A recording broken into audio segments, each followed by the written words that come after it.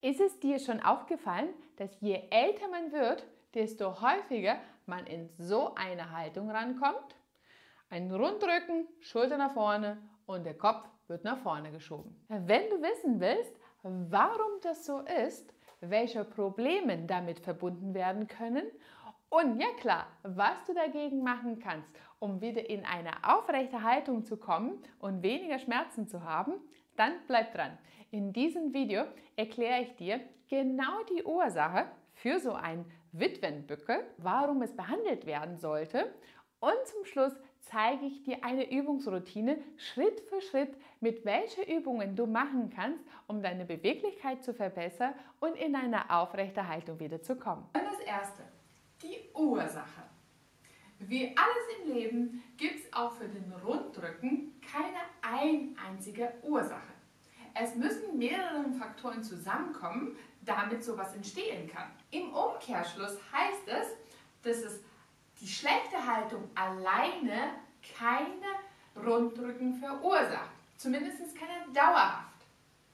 Das, was man bei älteren Personen, bei Erwachsenen und älteren Personen sieht, das nennt man auch häufig eine Hyperkyphose. Die Brustwirbelsäule hat in ihrer Form eine Kurve nach vorne.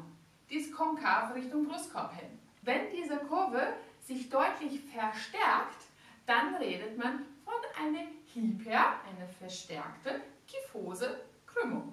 Und diese verstärkte Krümmung ist von verschiedenen Komponenten beeinflusst.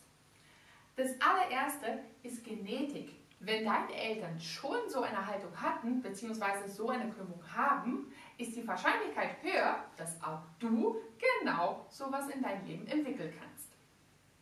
Der zweite Komponent, vor allem bei älteren Leuten, kommt es häufiger vor, deswegen Osteoporose zum Beispiel, dass der Wirbelkörper sich in seiner Form verändert. Wenn man älter wird und Osteoporose hat, kann es sein, dass der Wirbelkörper in sich einbricht.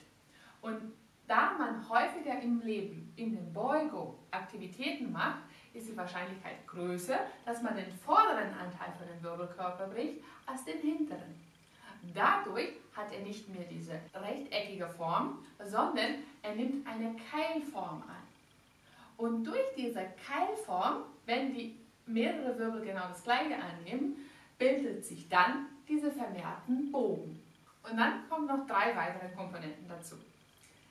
Das dritte ist, dass die Bandscheiben zwischen die Wirbelkörper kleiner werden. Viertes, je älter man wird, desto weniger beweglicher ist es. Und diese Versteifung tendiert eher nach vorne zu sein. Und zu guter Letzt auch die Muskulatur. Eine geschwächte Rückenstreckenmuskulatur kann dafür sorgen, dass diese Haltung leichter angenommen wird. Wenn das alles zusammenkommt, dann kann ein Witwenbuckel entstehen. Ist es denn überhaupt schlimm, so eine Hyperkyphose zu haben oder den Rundrücken zu haben? Prinzipiell nicht, wenn man gesund und fit genug ist, um das auszugleichen durch andere Körperteile. Das Problem ist, dass in den meisten Fällen die Patienten nicht bei dieser Haltung bleiben, sondern es verstärkt sich über die Zeit. Das heißt, die Einschränkung wird nur größer, größer und größer. Studien haben gezeigt, dass älteren Patienten, die so eine Haltung haben, auch eine schlechtere Lungenfunktion haben.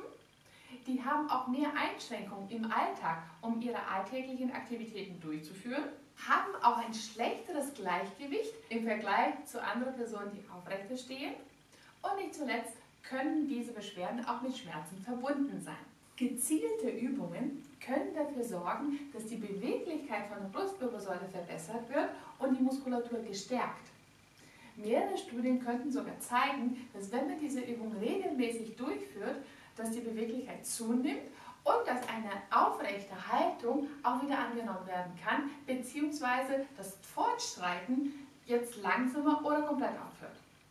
Wichtig ist nur, dass man regelmäßig auch die Übungen macht. Übungen sind nicht nur wichtig für die Muskulatur an sich, sondern auch für den Knochenbau. Eine Kräftigung der Muskulatur sorgt für Schutz der Wirbelsäule und die Belastung sorgt dafür, dass die Knochendichte zunimmt. Davon kriegst du auch stärkeren Knochen. Also kannst du nur gewinnen.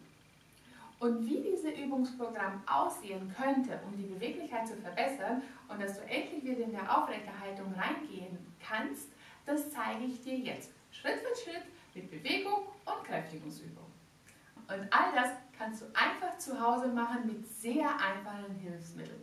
Also, lass uns loslegen. Bevor wir loslegen, möchte ich dir gerne eine kleine Herausforderung geben. Beziehungsweise möchte ich dir zeigen, wie effektiv die Übungen tatsächlich sind. Dafür solltest du diesen einen Test machen, um vorher und nachher zu vergleichen. Du wirst erstaunt sein. Dafür ist es ganz einfach, aber du brauchst nur einen Partner dazu. Ja?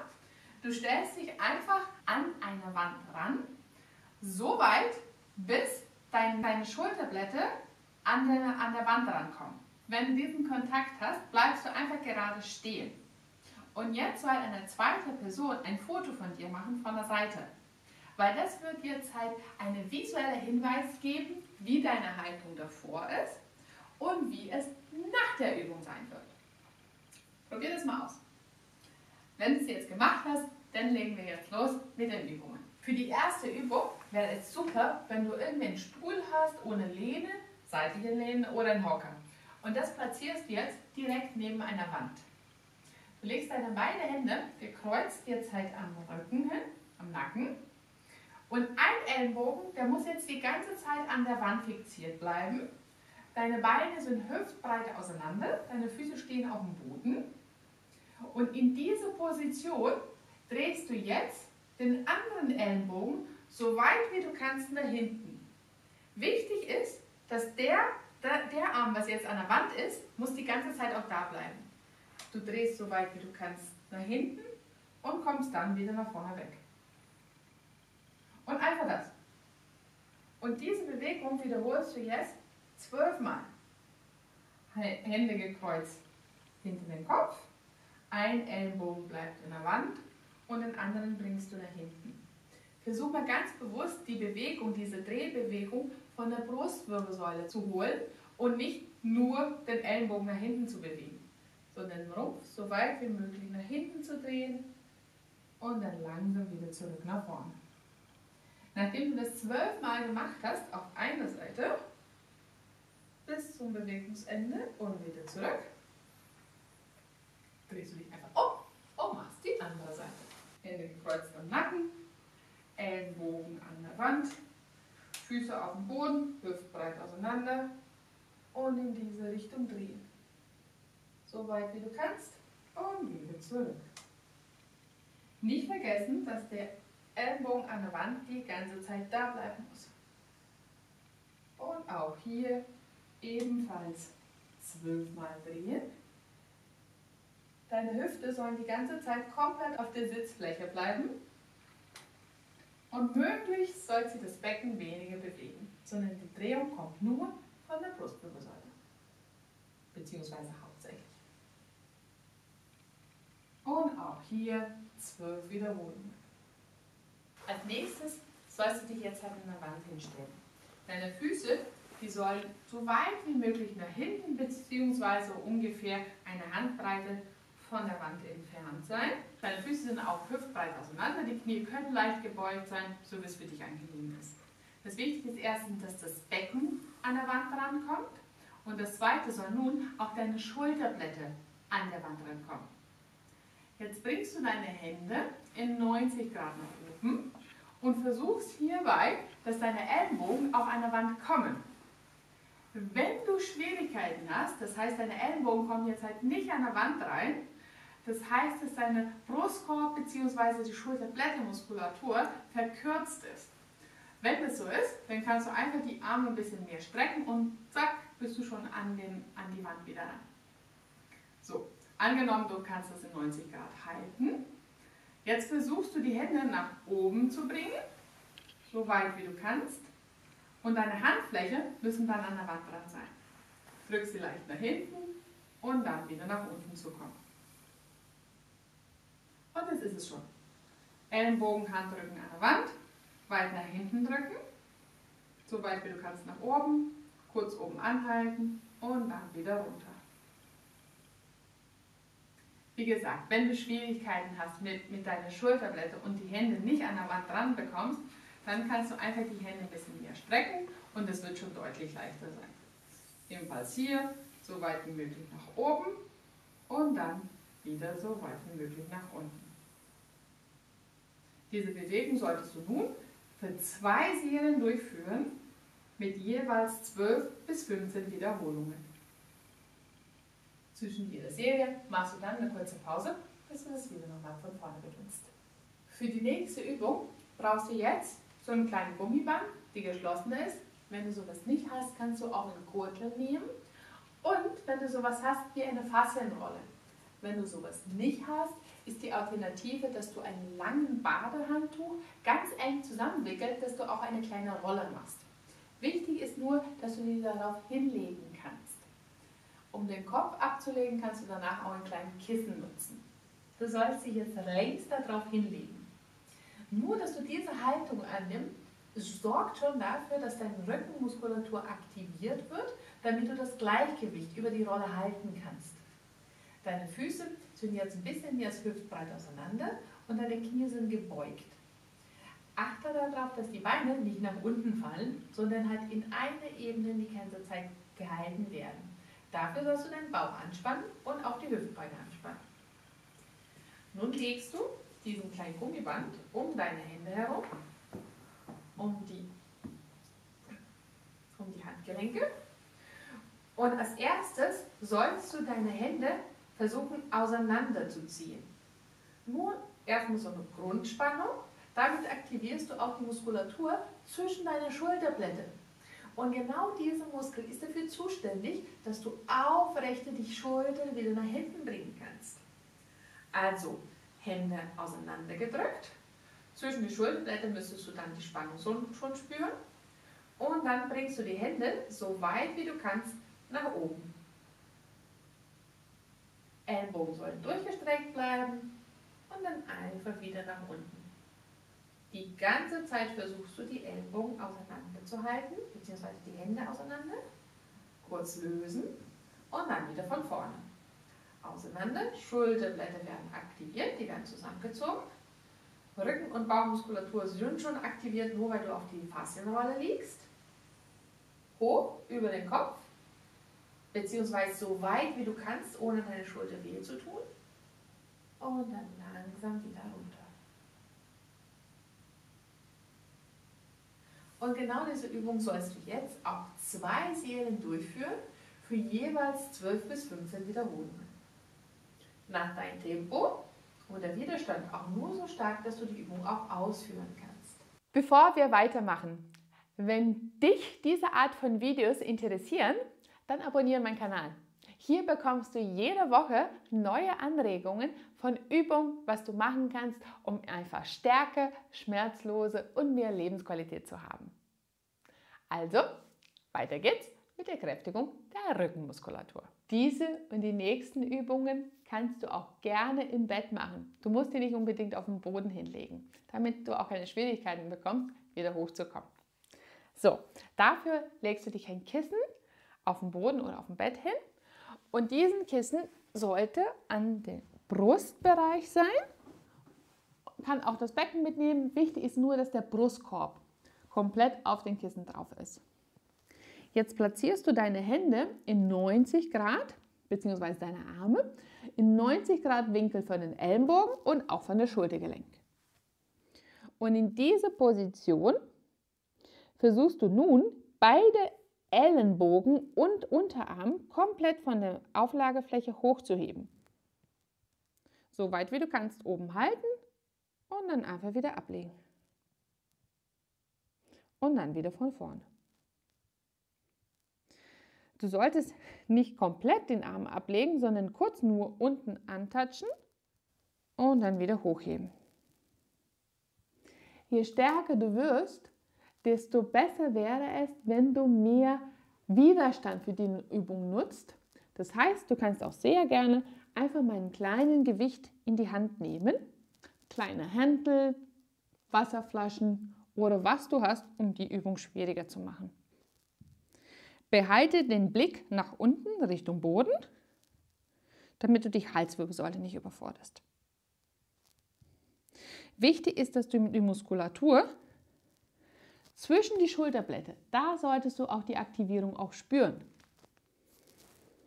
Und nicht nur von dort, sondern die gesamten Rückenstrecke wird mitgearbeitet, weil du den Oberkörper von dem Boden hochhebst. Und ebenfalls hier 2 Serien von 12 bis 15 Wiederholungen. Die nächste Übung ist auch eine sehr bekannte Übung. Es geht dabei um Gleichgewicht bzw. Rumpfkontrolle und die Stärkung von den Arm- und Schulterblattmuskulatur. Je stärker deine Rückenstrecke ist und die Schulterblättermuskulatur auf der hinteren Seite, desto mehr können sie dafür sorgen, dass die Schultern nach hinten gebracht werden und dass die Brustwirbelsäule aufgerichtet wird. Dafür solltest du dir jetzt in 4-Füßlerstand begeben. Wenn du Schwierigkeiten hast mit der Hand, kannst du auch ein Faust machen. Oder du legst dir ein kleines Kisselchen oder ein kleines Handtuch darunter, damit die Auflagefläche einfach ein bisschen weicher ist. Okay. Und jetzt solltest du abwechseln, linkes Arm und rechtes Bein so weit wie möglich von dir wegzustrecken. Das Ziel ist wirklich, den Arm komplett weit nach hinten und gleichzeitig mit dem Fuß auch so weit wegstrecken, so als ob du die Wirbelsäule jetzt halt lang machst. Und dann einfach wieder zurück. Und dann wieder wiederholen. Spanne auch den Bauch und die Rückenmuskulatur an, damit dein Rumpf stabil bleibt und nicht abweicht. Versuche wirklich ganz, ganz weit zu strecken. Wenn diese Übung an die so für dich zu schwer ist, kannst du es auch abwechselnd machen. Das heißt, du streckst einfach einen Arm so weit wie du kannst weg und kommst dann wieder zurück. Weg und dann wieder zurück. Und danach Bein strecken und wieder beugen. Bein strecken und wieder beugen. Ziel ist aber schon, dass du beides, Arm und die gegenübere Seite Bein, auch komplett von dir wegstrecken kannst. Wenn du 2 Serien für jeweils 12 Wiederholungen gemacht hast, dann solltest du die gleiche Übung auch auf die andere Seite machen. Arm so weit wie möglich nach vorne gestreckt, so als ob du was erreichen willst, und mit dem Fuß auch so weit wie möglich nach hinten. Und dann wieder runter. Strecken, Rumpf bleibt stabil und wieder nach vorne. Versuche wirklich diesen Zug zu üben, dass du das Gefühl hast, dass deine Wirbelsäule richtig auseinandergezogen wird. Und dann wieder ran. Wenn du die Übung noch schwerer machen willst, dann kannst du gerne noch ein Gummiband nutzen, um da mehr Widerstand zu haben. Wenn die Übung leichter sein sollte, dann machst du einfach jedes Arm und danach jeden Bein. Ebenfalls 2 Serien von 12 bis 15 Wiederholungen. Und für die letzte Übung brauchst du jetzt wieder deine Handtuchrolle oder so eine halbe Rolle. Und die legst du jetzt wieder längs hin, legst sie jetzt drauf. Die ist nur dafür da, dass deine Schulterblätter weiter nach unten kommen und dadurch wird deine Wirbelsäule schon gestreckt. Du kommst von dieser Beugungshaltung schon mal weg. So, und jetzt kommt noch unser Gummiband. Das rollst du jetzt einmal um deine Hand. Die gegenüberliegende Hand, die hältst du jetzt halt unten fest, Richtung Boden. Und mit den anderen Arm, den du jetzt trainieren willst, bringst du den Arm in so eine Diagonal nach oben weit weg. Der Ellbogen bleibt die ganze Zeit gestreckt und dann langsam wieder zurücklassen. Das Ziel mit dieser Übung ist, dass du die Schulterblattmuskulatur, vor allem den Trapezius jetzt nutzt und auch die Rückenmuskulatur. Und dadurch, dass du jetzt halt über diese Rolle liegst, hast du hier schon einen Dehnungseffekt von der Brustkorbmuskulatur. Diagonal, so weit wie du kannst, nach oben weg und dann wieder nach unten gehen.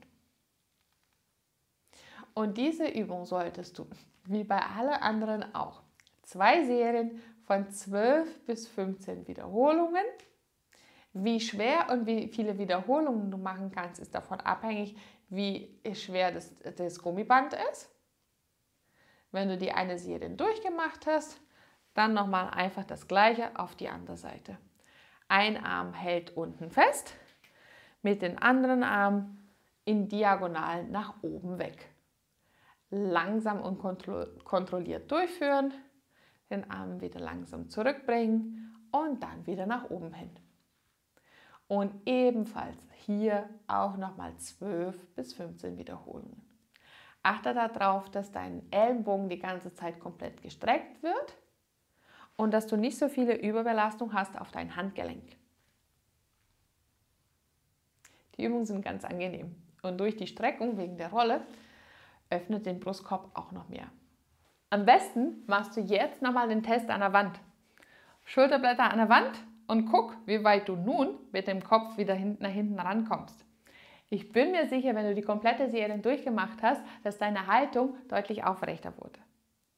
Diese Übungen haben nachweislich dabei geholfen, dass Patienten diese Hyperkyphose weniger wurde und langfristig haben die auch gesorgt, dass Patienten weniger Schmerzen haben, das Gleichgewicht verbessert haben und sogar die Lungenfunktion hat zugenommen. Probier sie mal aus, ich bin mir sicher, die werden dir helfen. Lieben Dank fürs Zuschauen und wir sehen uns wieder beim nächsten Video.